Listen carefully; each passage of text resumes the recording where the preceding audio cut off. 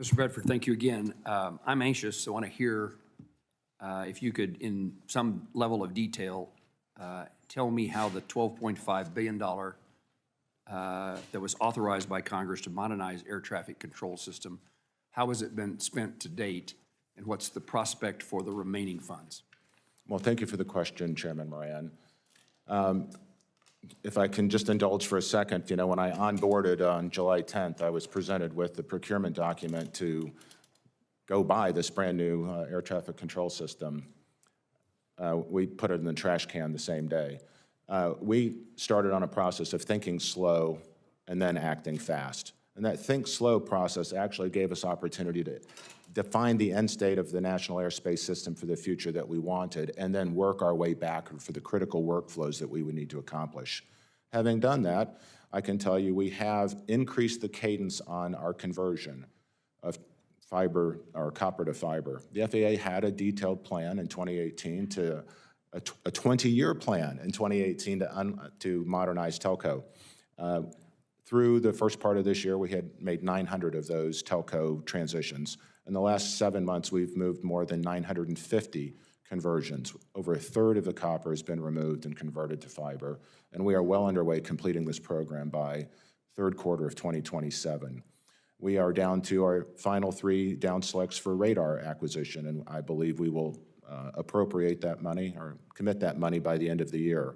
By the end of the year, I expect we'll have $6 to $6.5 billion of the 12.5 actually earmarked and contractually under obligation for telco modernization, surveillance modernization, and digitizing voice communications. Would you say that last sentence one more time? By a certain date, I want to make sure I heard it correctly. By the end of the year, we will have $6 to $6.5 billion of the One Big Beautiful Bill committed to modernization. Thank you. Forgive my skepticism, not about what you said or about you or the FAA in particular, but we all know government projects don't seem to go as planned, and it's difficult to keep a schedule that advances the cause in a time frame as is necessary. Are you doing things differently at the FAA with this project than just what we might call some normal government situation? Well, thank you. Yes, sir. And I would like to pick up on Chairman or Ranking Member Duckworth's opening comments. You're absolutely right. We need to have a plan. We need to have a strategy. We need to have articulated work streams, measurable deliverables. The good news is we can brief you on that. We have all of that. We have an articulate strategy. We have a mission objectives identified. We have 14 critical needs work packages ready to go, ready to deploy now that we have the integrator identified. So I can tell you I've read the GAO studies, the OIG studies, the OMB studies. I'm right there with you. We cannot do business as usual and hope to have a different result. So we are taking a very different track with modernization. Thank you. Let me follow up with the appropriations dollars, that $5 billion that I indicated in my opening statement. The Congress passed in our appropriation process last year in the THUD bill, the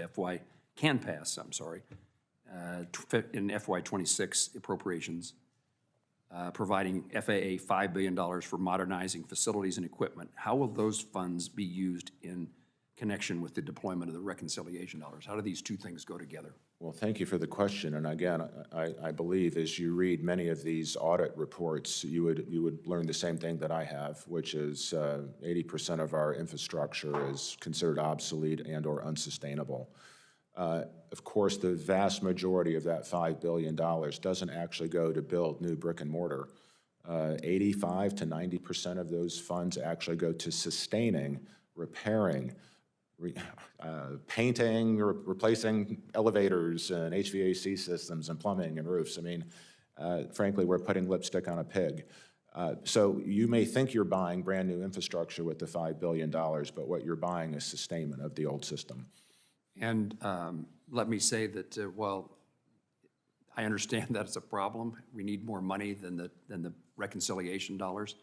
We also have to patch what we have to keep us going until we get that accomplished. Absolutely. And I would indicate that I hope today is another important day in this process of, because the appropriations is expected for us to be able to take up the THUD appropriation bill today or tomorrow and move it forward. So you would miss out on that $5 billion if we only do a continuing resolution and fail to do our appropriation bills. So I don't need to tell my colleagues this, but there's just another important opportunity for people to make certain that Congress does its job and appropriates the money and not walk away from the process, or that $5 billion is absent. Sir, I appreciate the opportunity to provide that clarity because I think it also helps explain why there's such a disconnect between believing that the FAA doesn't do a very good job of these programs. I don't think we've been very transparent in telling you where the money is going. So you may be thinking you're investing in new brick and mortar, and unfortunately, you're investing in sustainment. But the sustainment dollars are critical to keeping the system flying today. That's why I asked the question. Senator Duckworth.